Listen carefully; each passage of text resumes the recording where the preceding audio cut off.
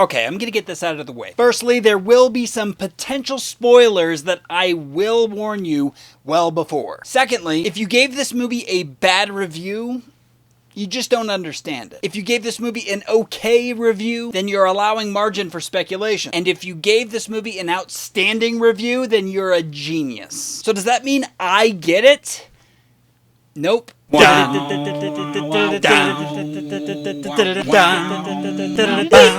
Tenet.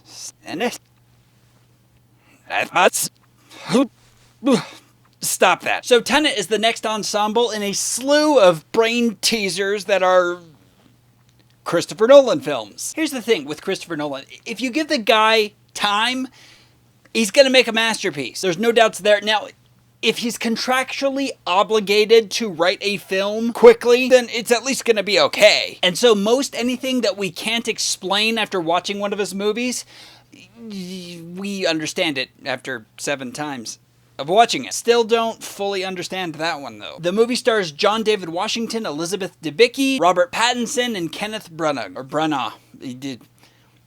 I mean, you're just gonna have to call him Ken. And a cameo by Michael Caine, because it's a Christopher Nolan movie. I'm pretty sure Michael Caine doesn't even know he's in these things. Anyways, Tenet.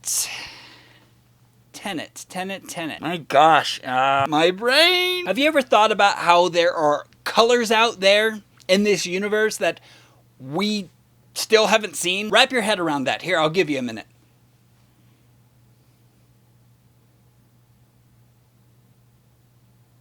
Yeah, that's how you feel after watching this movie. Now, just as I warned you about potential spoilers, I'm also going to warn you about the exact opposite of that. The lack of information. Kind of an interesting development here. I've found that even after watching this movie, and I go and look at those, ending explained type videos, I still feel like the movie I've already seen is being spoiled. Because you haven't really seen it until you've seen it 7 times, apparently. Anyways, let's talk.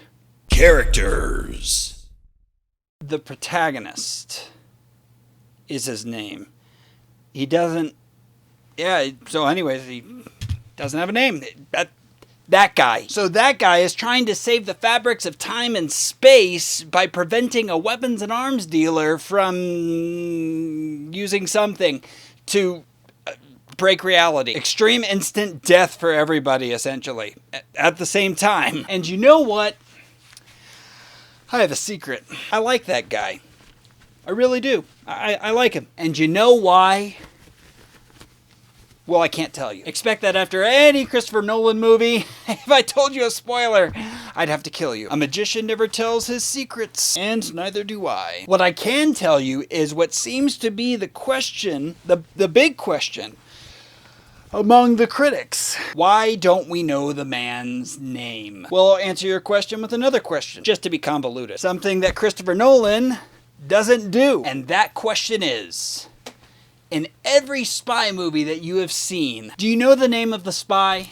There's no right or wrong answer. There's only the right answer, and it's yes. Now, here's the ultimate question that serves as the ultimate answer. Why? Why is it that spies in movies always divulge their names? Come to think of it, James Bond is a pretty crappy spy. Yeah, I'm looking for a Bond, first name James. Bond, yep, up the stairs to your left. Thanks. Yeah. That guy is a spy. I did not plan that. I am not poetic like Christopher frickin' Nolan. Now you may be asking, why do the other spies in the movie have names? Well, the answer is pretty simple. Because they're James Bond. Well, that joke paid off. But just to be clear, I love James Bond. It's just the go-to example for a spy. And that's what all the other named spies are in this movie. Every other awesome spy ever. John David Washington's character, the protagonist, which is the only name to which he is referred to, with one clear indicator, has what it takes to get business done. Because he set a new bar for movie spies. He follows rule number 1 of espionage. He doesn't give his name, critics. So shut it. Now that's out of the way, I really like these characters. Admittedly, they felt a lot like Inception characters, meaning nothing really extraordinary, but the difference here is that they're are some extraordinary qualities here and there, particularly with the protagonist at the end of the film. Now, as for the villain, I don't get people's snap judgment to submitting him as being this cookie-cutter villain. The movie didn't have much of a choice. Spoiler warning. Okay, so we're talking about a weapon that can invert time. So of course the most likely person to come across it is someone who's prominent in weapons and arms dealing. It's not going to be some high school kid. Hello? Anybody home? Hey, think would fly. And as far as him being Russian, I mean, it's never good to make the bad guy this one race. So in which case you should just throw away most of your spy movies. But with Christopher Nolan, he's incredibly intentional and methodical. And what he's doing is he's getting down to the roots of espionage thrillers. This presents a sense of familiarity in an otherwise very confusing plot. But we'll get to that in a second. The point is, dude, he was menacing. Scared the crap out of me a couple times. He needs a vacation. Which is kind of funny because he's pretty much on vacation the entire movie. Is that a spoiler? Let's be real. Everything about this movie is a spoiler. She was also awesome. You know, her story probably had the most satisfying payoff, but mostly because it was the most accessible and easiest to understand, at least from an emotional standpoint. So I'm not downplaying the other subplots. I just appreciate those parts of the movie that kind of anchor us to Earth's surface so that we don't fly off the frickin' planet. Acting. Throughout the movie, it's really good. Funny enough, I can't really speak much more to it than that. I mean, it was nice to see Robert Pattinson again.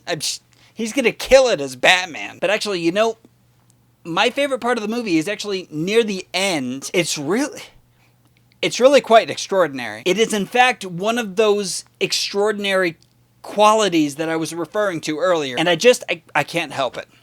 Spoiler warning. Skip to that time in the video if you're not having it. At the end of the movie, Neil and the protagonist have had their adventure, and Neil is leaving for what seems is going to be forever. Then he reveals to the protagonist that he knows him from the future, that he's known him this entire time. And when this is revealed, it's news to us. It's certainly news to him. And yet he cries. This is an incredible moment for a couple of reasons, but really it just says so much. The biggest thing is that time is not linear. A very similar message that's communicated in Arrival. The fact that moments can be remembered backwards and forwards, as well as feelings, endearment, and the friendships that spawn such emotions. Through that, love transcends space and time, Bryn. Brand, it's definitely Brand, not Bryn. It goes to show that when you don't care about a character in a movie, no matter how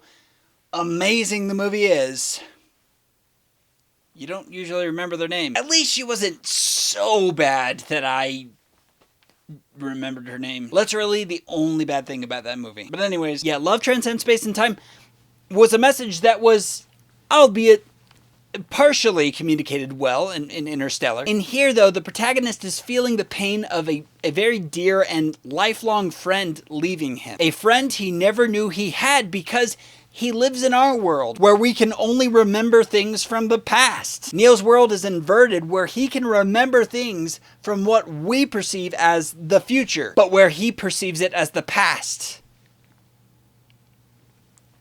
Ow. But the point here is, John David Washington is able to communicate what seems to be a lifelong friendship with a good cry and in just one look. Yikes. All I can say is, I can't wait to talk about Mulan. Dialogue.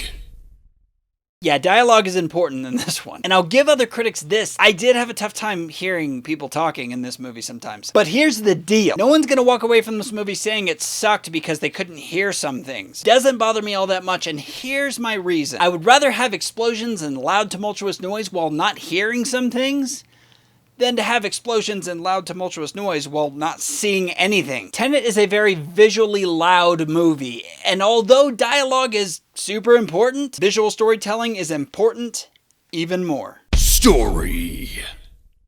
The story, well, geesh, you freaking tell me. But in actuality, I really need to give the movie this. Despite its seemingly overly complex story, It's actually a pretty simple story. Big baddie's gonna do something bad, spy's gotta stop him. It just has a lot of mysterious visual cues and a lot of talking you can't hear. I'm kidding, it's not that bad. But I think that when you walk into a Christopher Nolan movie, it's easy to try and pay attention to every single little minute detail on the first watch. I would recommend against this. I mean, if you gotta pee, hold it. I did. But don't try to treat this as a statistics class just yet. Otherwise, you'll come home from the movie being like,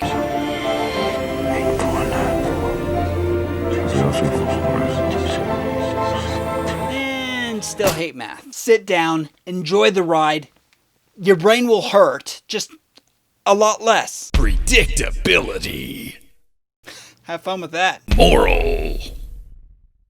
Yeah, here's the rub. I kind of put the heart and soul of this movie and this review into that spoiler in the acting section. I just felt it was more suited for that section. I can't really get into it much other than what I said earlier. Unless, of course, you just say screw it and you watch that spoiler section. Don't do that. This movie is so worth the anticipation paired with not knowing as much as possible. And that's what was tough about this review, because I really can't talk about anything without spoiling something. So to make up for the lack of content, Extra.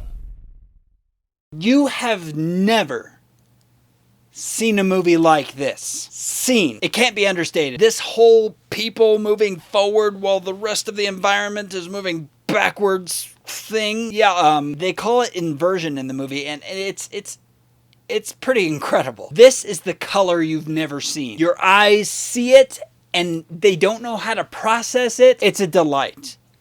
An absolute trippy delight that I have no idea how they filmed. This isn't just shooting a scene forwards, then rewinding it backwards. No. This is shooting a scene forwards, then without using any CGI, rewinding elements of the foreground or background. Like, wow. You'll just have to see it. And you absolutely will see it. Because I'm about to rate this thing. And as this movie has taught us, visual storytelling says it all. I'm putting Tenet at number 75. Okay, so that does that. No. Don't forget to like, subscribe, and hit that bell on the side. That's definitely wrong. And I will see you next time on MovieSlayer.